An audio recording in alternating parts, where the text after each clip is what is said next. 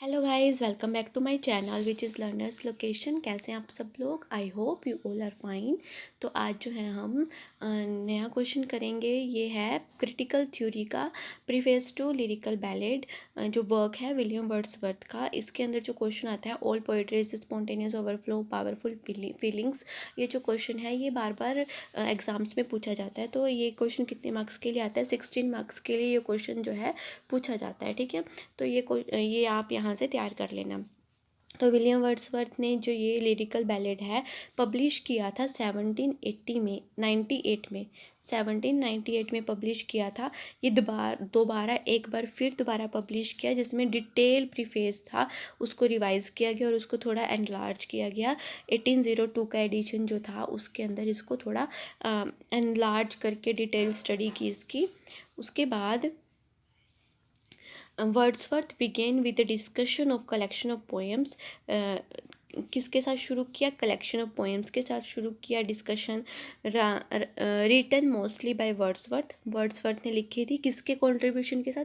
ST. Coleridge के contribution के साथ। It is prove to be landmark in the history of English literature. English literature की history में ये लैंडमार्क है। और Wordsworth describe his view of poetry and idea in preface to lyrical ballad. उन्होंने अपने क्या बताया इसमें, उनके अपने व्यूज़ बताए पोइट्री के ऊपर। ठीक है, लिरिकल बैलेड के अंदर। Jesse Smith writes, Jesse Smith ने क्या लिखा है? The passionate assertion of value of poetry for life is the heart of Wordsworth doctrine. जो ये काम है वर्ड्सवर्थ का, इसके अंदर जो पोइट्री की जो वैल्यू है लाइफ के लिए, वो इसका कोर है, वो इसका हार्ट है। Value of poetry of life में पोइट्री की क्या वैल्यू है? ठीक है। और the process of poetry creation, Wordsworth ने जो बताया इस थ्योरी के अंदर, ये क्या है उन्होंने अपनी लाइंस में बताया। I have said that poetry is a spontaneous overflow of powerful feeling. ये तो आपको ये जो कोटेशन है ये तो बहुत इंपॉर्टेंट कोटेशन है। ठीक है, इसी के ऊपर जो ये क्वेश्चन है, spontaneous overflow of powerful feelings, यही क्वेश्चन है। और ये बहुत ज़्यादा इंपॉर्टेंट जो लाइंस हैं इस वर्क की। It takes its origin from emotion, emotion से इसका ओरिजिन होता है। अब जो इंसान बिल्कुल इमोशंस से भरा हुआ है वो ही पोइट्री लिख सकता है, जो हर चीज़ की गहराई में जाके उसको देखता है, हर चीज़ के उसको जो मतलब है वो बिल्कुल गहराई में जाएगा तब उसे मतलब पता लग जाते हैं।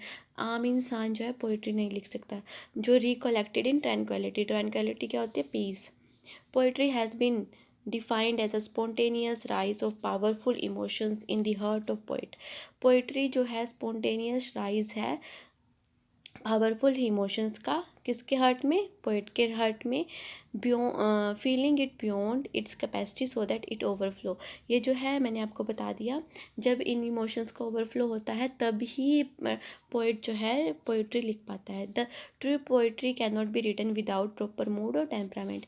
ट्रू पोइट्री हम कोई विदाउट प्रॉपर मूड नहीं लिख सकते, कोई टेम्परामेंट अगर प्रॉपर टेम्परामेंट में है हम नहीं लिख सकते। Poetry cannot be produced in order, it must be flow out when voluntary and willingly from the soul of poet। Soul से आएगा ये। ठीक है, पोइट्री लिखेगा अगर तो उसकी सोल से ही जो है पोइट्री प्रोड्यूस होगी। To quote his own words, William Wordsworth, the clear spring of poetry must flow through freely and spontaneously. It cannot be made to flow through artificially laid paper। Poetry is born not in mind but in the heart of overflowing with feeling। इन्होंने बोला है कि जो poetry है वो directly अंदर से आएगी। ठीक है, हम इसको आर्टिफिशियली क्रिएट नहीं कर सकते। हम जो है जैसे माहौल नहीं बना सकते आर्टिफिशियल कि मैं अब पोइट्री लिखता हूँ। पोइट्री जो है हमारे अंदर से खुद से आएगी, हमें तब लिख सकते हैं हम पोइट्री।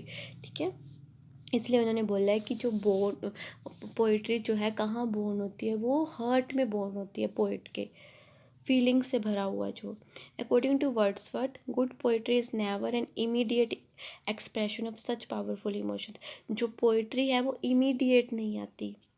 ठीक है, अ गुड पोइट मस्ट पहले मेडिटेट करेगा, फिर ponder over long ponder over them long and deeply. पहले तो वो उसके ऊपर जो है मेडिटेट करेगा, फिर उसके बारे में सोचेगा बहुत देर दिन तक, तब जाके फिर वो पोइट्री लिखता है एक poetry has its origin in emotion recollected in tranquillity. ये जो है उसके बाद Wordsworth the process for Wordsworth the process is diminutive process consist of four main phrases, चार चार फेजेस आएंगे। Observation, recollection, filtering and composition. ये जो है हम देखते हैं ये क्या क्या है। First comes the phase, this is phase, यहाँ पे मैंने फ्रेज लिख रखा है ना, this is phase.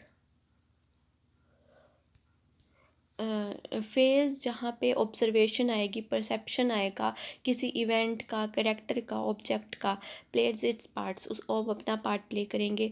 The observe incident, this is observe not observation, this is observe. Observe incident sets up powerful emotions in the sensible mind of poet. अब जो poet का माइंड जो है सेंसुअल है, सेंसुअस है, सेंसिबल माइंड है, तब जाके ही ये जो पोइट्स इतनी पोइट्रीज पोइट लिख देते हैं, ये इनके दिमाग का काम है। ये इनका दिमाग जो है बिल्कुल इमोशन से भरा हुआ है, सेंसुअस है, सेंसिबल माइंड है, ठीक है। The observation incident sets up powerful emotion in the sensual mind of poet. ये ऑब्जर्वेशन इंसिडेंट है, वो उसके दिमाग में जो है powerful emotion in sensual mind of poet. आगे जो नेक्स्ट है रिकलेक्शन। रिकलेक्शन में क्या है, in which the emotions associated with a particular event recollected in mind of poet. अब जो है इमोशंस जो हमने उसने रिकलेक्ट किए उस पर्टिकुलर इवेंट से, अब वो उसके दिमाग में इकट्ठा होंगे। Memory plays important role by bring out what has been laying in the subconscious mind for a long period of time. क्या अब अगर हमारी जो याददाश्त है वो अच्छी होगी तभी हम लिख सकते हैं ना। तो यहाँ पे मेमोरी इंपॉर्टेंट रोल प्ले करती है पोएट की, जो सब कॉन्शियस माइंड में जो उसने अपनी इतनी चीज़ें जो उसने रिकलेक्ट कर रखी हैं उनको जो है बाहर निकालने के लिए memory plays an important role. Filtering, in the phase poet reevaluates his emotions, remove the non-essential and vulgar elements। क्या करेगा वो, इवेल्यूएट करेगा इमोशंस को। अब उसमें से जो बातें उसे नहीं अच्छी लग रही वो उनको निकाल देगा, जो एसेंशियल नहीं है उनको निकाल देगा, जो वल्गर एलिमेंट्स हैं उनको निकाल देगा। Poet then give his experience a communicable form which can be comprehended by all man. अब जो है वो उस अपने जो इमोशंस को, अपने एक्सपीरियंस को वर्ड्स देगा जो कि एक आम इंसान जिनको समझ सकता है, ठीक है। कॉम्प्रीहेंडेड मीन्स समझना, अंडरस्टैंडेबल। लास्ट है composition. In this phase the poet seeks his experience through words which can easily delivers his ideas to the mind of all men। बस लास्ट में उसने उसको वर्ड्स दे दिए, उसको दूसरे जो आम इंसान है उसके वर्ड्स को समझ सके, वो इतना आसान बनाएगा उसे।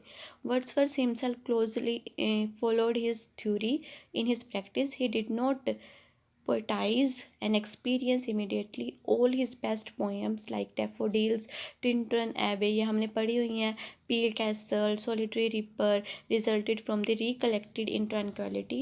Thus it is a recollection in tranquility which enables the poet to see into hearts of things and communicate the very soul and or enhance of experience to his readers। ये बात आपको समझ आ गई होगी। अब जो है फंक्शन ऑफ पोइट्री है। फंक्शन ऑफ पोइट्री में क्या है, Wordsworth tells us in the preface that function of poetry is to give pleasure।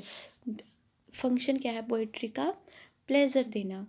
Even when subject is painful in it self, है ना, जब सब्जेक्ट भी पेनफुल है खुद में, it must be treated that it would result over plus of pleasure।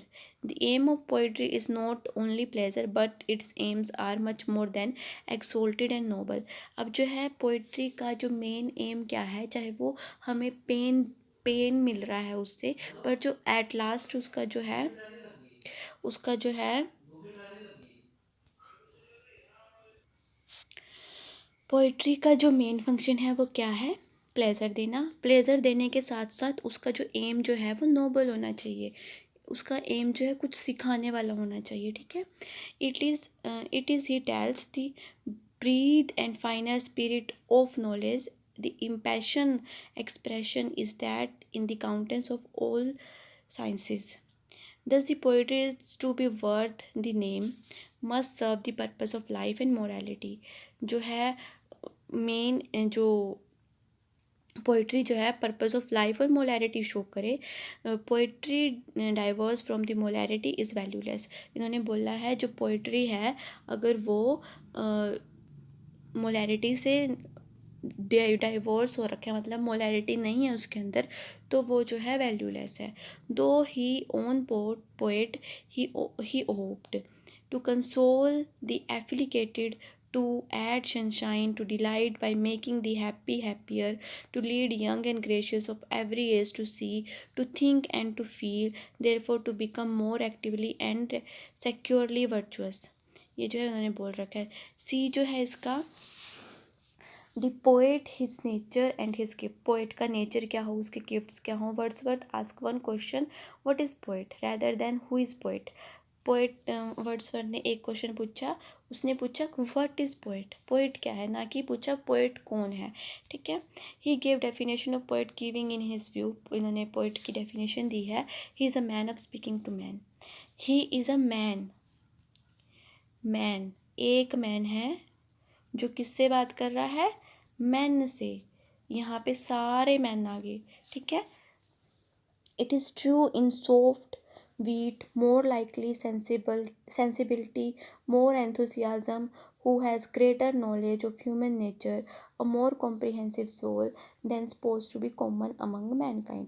अब क्या बोला इन्होंने, जिसके पास सेंसिबिलिटी हो, जो एंथुसियाज़म भरा हो, जिसके अंदर ग्रेटर नॉलेज हो ह्यूमन नेचर की, और जो कॉम्प्रिहेंसिव सोल हो, जो कॉमन बीइंग से थोड़ा अलग हो, है ना.